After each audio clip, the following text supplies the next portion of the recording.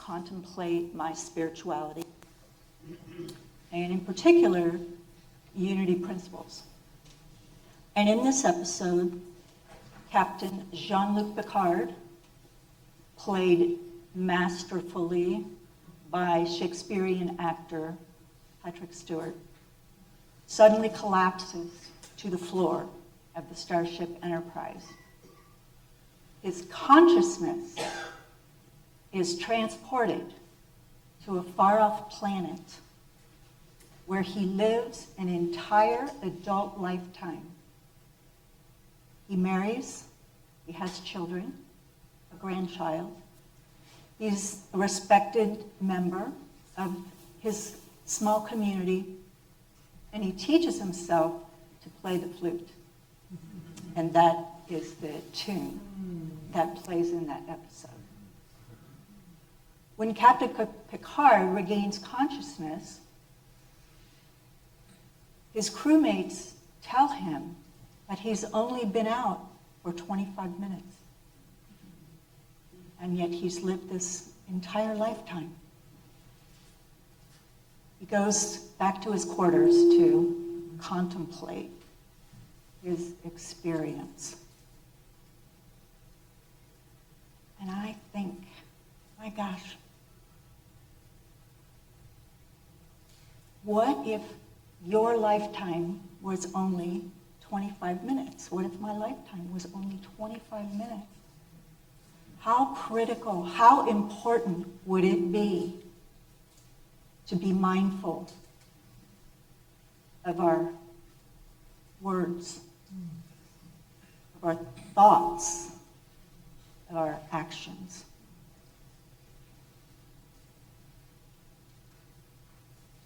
I know that if you've been in attendance here this summer, you've heard both Reverend Wanda and Reverend Stephen talk about Unity's fifth principle. Live the truth we know. It's not enough to say what we believe or think that we know what we believe. We have to live the truth that we know. Early in my spiritual journey, I just kind of came to a place where I found myself smugly thinking that after a number of years of reading every bit of esoteric information I could find, now this was in the mid-'80s, so there wasn't nearly as much as, and it was always in the way back at the corner of the bookstore where you kind of felt a little embarrassed to go back there. But I came to a place where I felt I was good with what I believed. I went through a lot of questioning, but then I said, okay, this is it. And surprisingly, or not surprisingly, it's much in alignment with Unity principles, but I didn't know anything about Unity at that time. So I decided I had this really good understanding of the universal truth, and I was going to live my life guided by those principles. I grew up in Dayton, Ohio, attended a Methodist church as a child. Mom was a Sunday school teacher. Dad was a lay leader. And again, I'd never heard of Unity. And again, I didn't believe as an adult that I needed church anymore because I had it all figured out. I was just in my, my little bubble with my knowing. It was pretty easy, it still is easy, to sit in my comfy chair with Carlos on my lap, reading spiritual. Should I explain that Carlos is a dog? Yeah.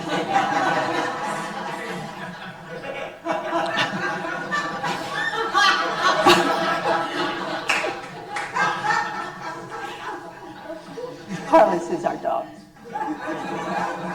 So I'm reading, and I can point to a concept or philosophy and say, yes, that's what I believe right there. I'm down with that. But it's really not until our beliefs are challenged in real life situations with real life people,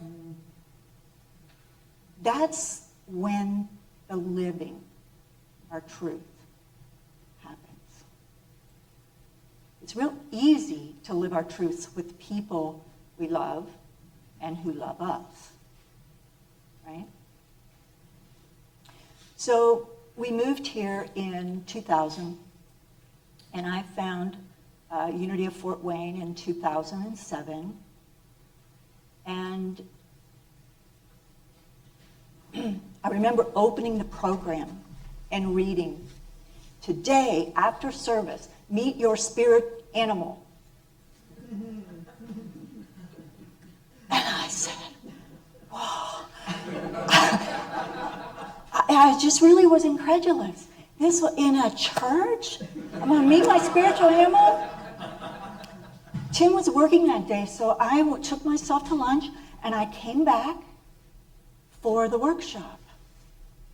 The people in that workshop were so dang cool. And they believed the things that I did. Should I say that was the first time I met Diana Small? Anybody surprised at that? So, along with the cool people and workshops and classes, I just said, honey, I'm home. And I've heard that from a lot of people that come to Unity, right? So I had been stuck in my head with all that knowing.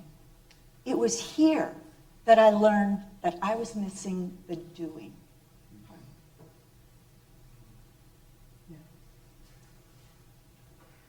The knowledge is certainly important, but it's really not until we are living that truth that I was aided here in my spiritual growth and supported. I began by doing volunteering in the kitchen. That's really easy, for an introvert. You just go down there and you just huddle by the sink and, go out and pick up dishes, and everybody leaves and you just finish cleaning up. I said, I can do this. This is easy. Then Mary Wood invited some of the congregation to go to World Day of Prayer at Unity Village. We call the Mothership, outside of Kansas City. I don't know if any of you have heard of Greg Braden. He's a pretty popular author and scientist, and he was speaking all 3 days. I was just on the edge of my seat. I was vibrating so high when I came back from that. Jim said I looked like Moses coming down from the mountain.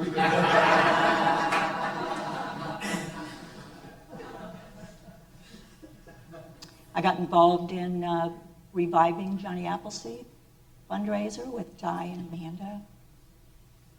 And I said, yeah, this is what I'm doing it. I'm doing it. I've been here 17 years now. I've seen several ministers come and go and have supported this center ferociously, no matter what was going on, especially during 2 separate times for 2 years each when we had no minister. Mm-hmm. And look at us.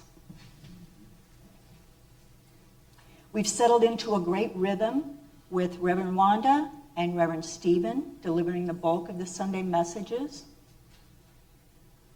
When there's a fifth Sunday, you get a bonus speaker. That's why I'm here today. So I really think we have a good thing going here. But maybe it was that Star Trek episode I watched a couple weeks ago. I just started thinking, I'm not doing enough. Stay with me. Just stay with me. I'm not talking about the instrumental things. The real doing. The real living the truth.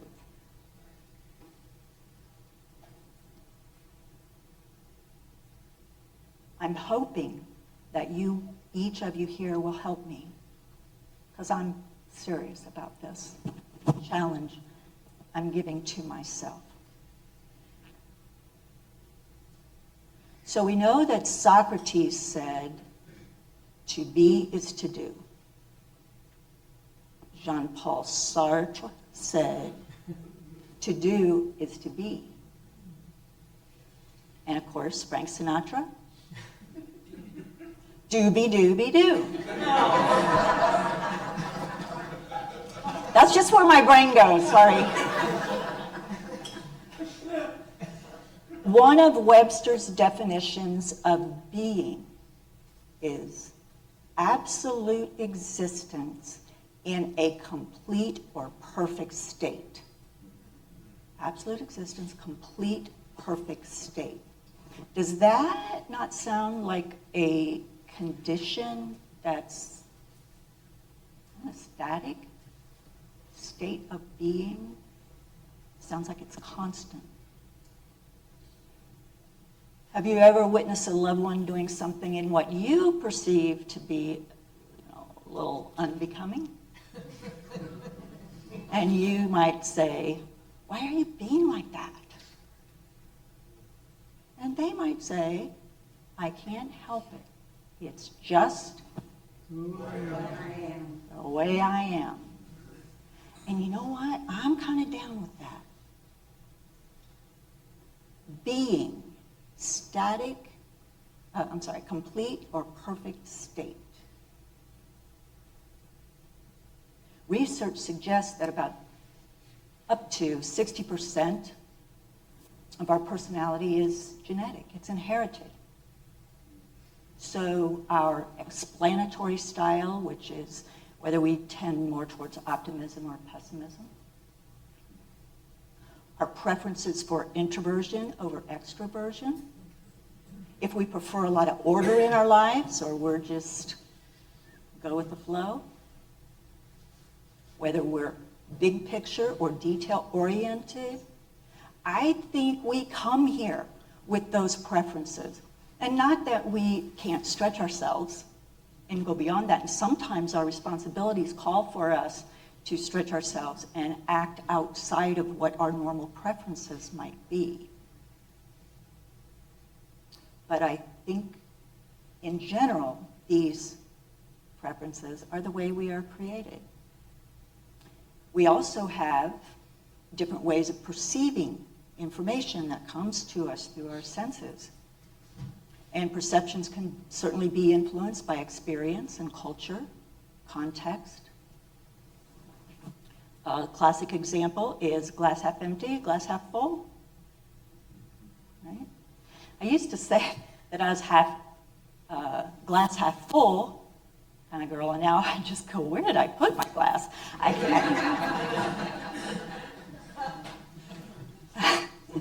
I like to think that, I like the version that says, those who ask whether the glass is half empty or half full miss the point. The glass is refillable. Doesn't that sound unity? Yes. Abundance? Yes. And then I really want to think that the unity of Fort Wayne version is. Doesn't matter whether the glass is half empty or half full. I'm going to be looking for somebody who's thirsty.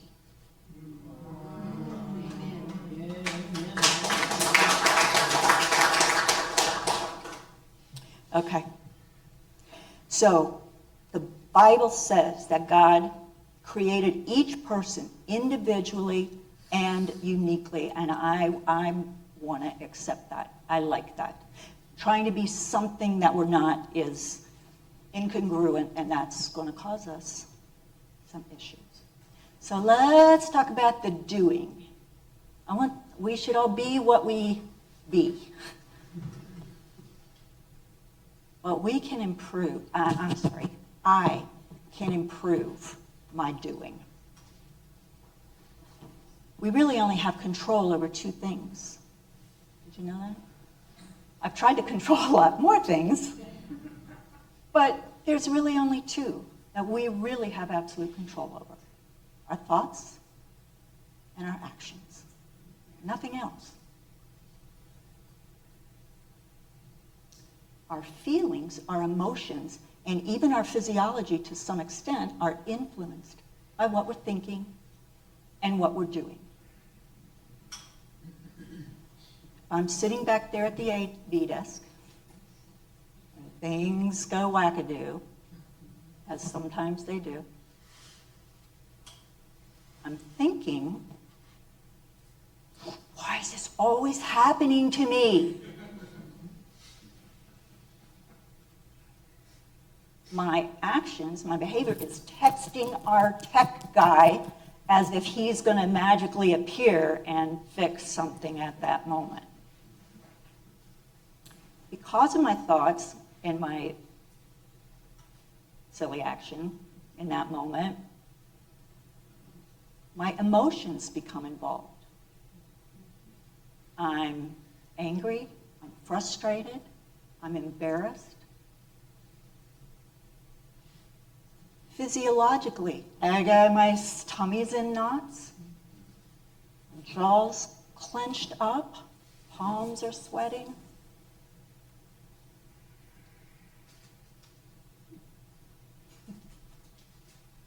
That's not helping anything.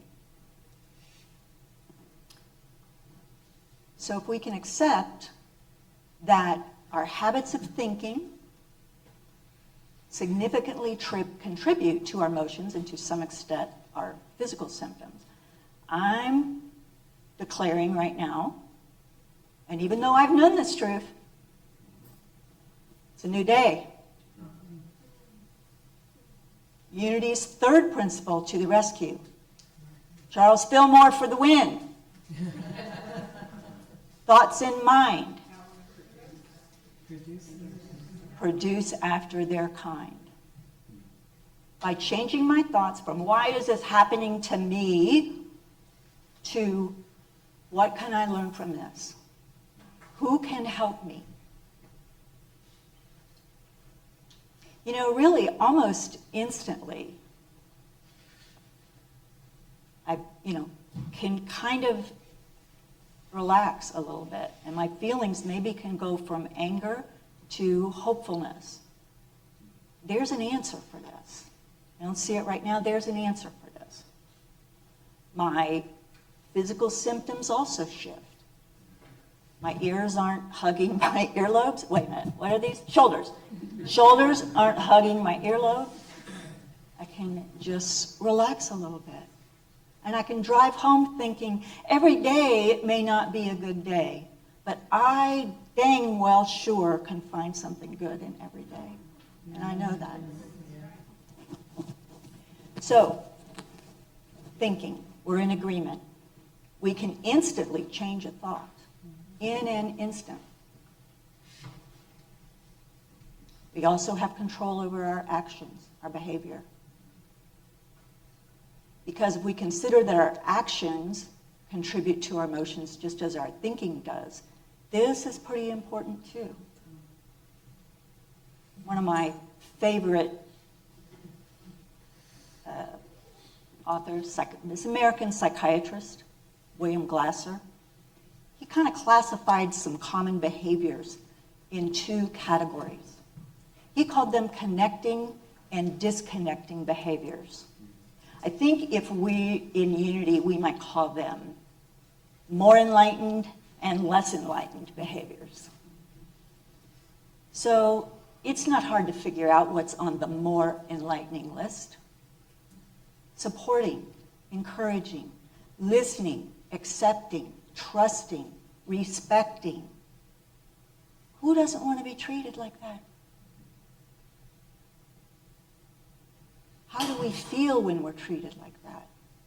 How does that raise our vibration and the person who's treating us that way? Less enlightened list, I don't have to tell you that one either. Criticizing, blaming, complaining, nagging, threatening, punishing. I don't know anybody who prefers to be treated that way. So in comparing the two lists, it's not hard to guess which list of behaviors that Jesus, our way shower, would prefer that we practice, is it? One of the best things about this community is the way we support each other, encourage each other, listen to each other, and accept each other. And that has not changed for me in 17 years. I can look out here And see, some of you that I know more than others. But I'm guessing just by virtue of the fact that you're sitting here, if I said, hey, could you help me? I think everyone here would take a listen.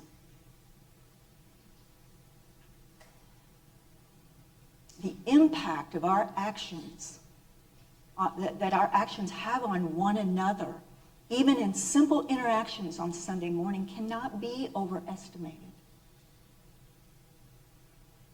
The power of a touch, a smile, a kind word, an honest compliment.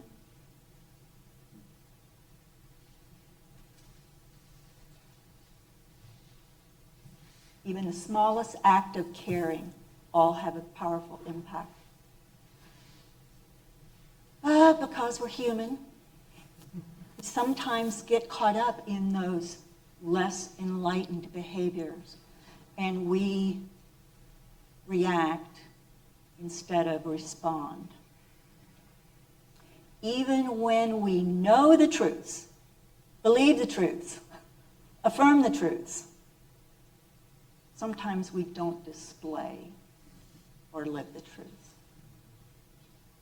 So remember earlier I was going to ask a favor of you. Today, I turned 71 years old. I don't know how much time I have, but I do not want to spend it on the less enlightened list. Not 1 minute.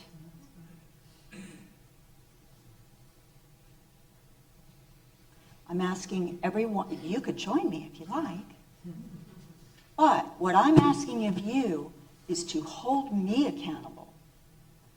And if I turn into Grumpy McGrumpster back there, when you're coming by, all you got to do is go, I think that's on the less enlightened list, Andrea. And I'm serious. I mean it. Because that's what I want, not just for me, I want that for this congregation. I want that for all of us. Even though I am a very private person with a highly expressed preference for introversion, I want to consistently demonstrate a loving, caring presence, especially in this sacred place. So no matter what's going to happen in the back of the house, I'm declaring my intention to be mindful of my thoughts and my actions, especially with people in this community. We are here to love and support one another and not to find fault and criticize. And I'm not talking about starting next Monday or when the planets align, when I lose that last 5 pounds. I'm not willing to wait till we get new AV equipment. I'm ready to go now, as if the rest of my life was only 25 minutes. And if you're with me, we ride at dawn.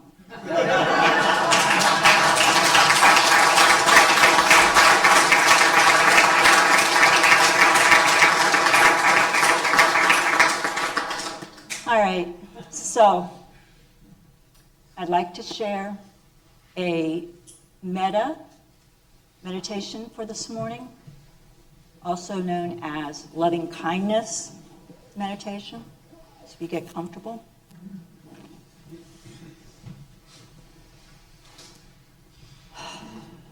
Relaxing into our seats. Closing your eyes if that's comfortable for you, or simply lowering your gaze. Slowing our breathing. Letting go of any heavy thoughts or concerns. Allowing our shoulders to fall away from our ears. finding ourselves present in our bodies and in our environment. Turning our focus now to the heart center, feeling our hearts beating with warmth and gratitude. Please call to mind a person or pet of the past or present whose steady love and unconditional acceptance of you touches your heart in a special way. Allow yourself to experience their loving kindness as if they were right near you, happy for your presence and grateful for you just as you are. Notice how comforting these thoughts are.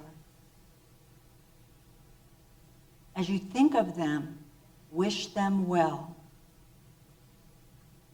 and direct these specific thoughts to your loved one, repeating them silently after me. May you be happy. May you be well. May you be safe. May you be at peace.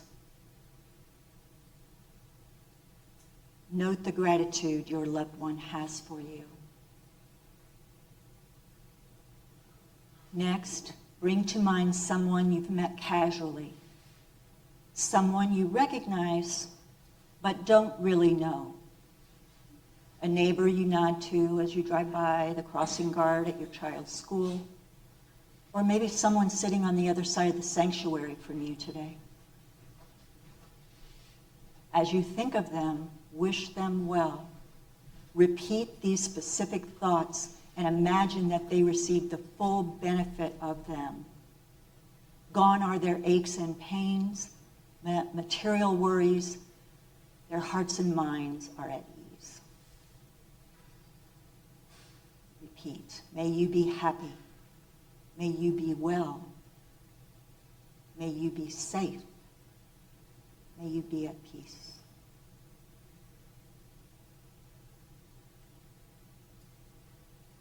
The next step is traditional in a loving kindness meditation. Imagine someone with whom you've had a challenging relationship. You may think of this person as unworthy of your kindness. As you bring them to mind, try to release any harsh feelings you harbor. Can you include this person in your well wishes? If by chance that is troublesome, send the wishes to yourself. Picture either the challenging person or yourself, and once again repeat. May you be happy. May you be well. May you be safe. May you be at peace.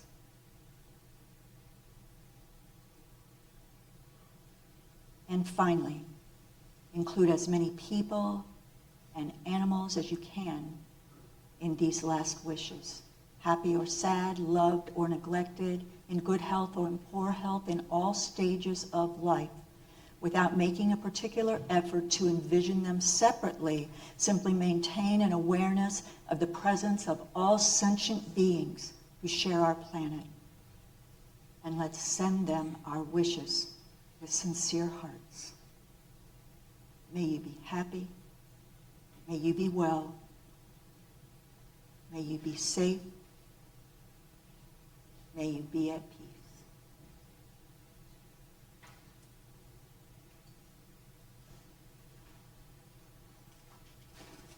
Now let's return our awareness of being to this space, still connected to all the beings we have blessed through our wishes this morning. We wrap up this loving kindness meditation with a sense of gratitude that is expressed sincerely and deeply. Thank you. Amen.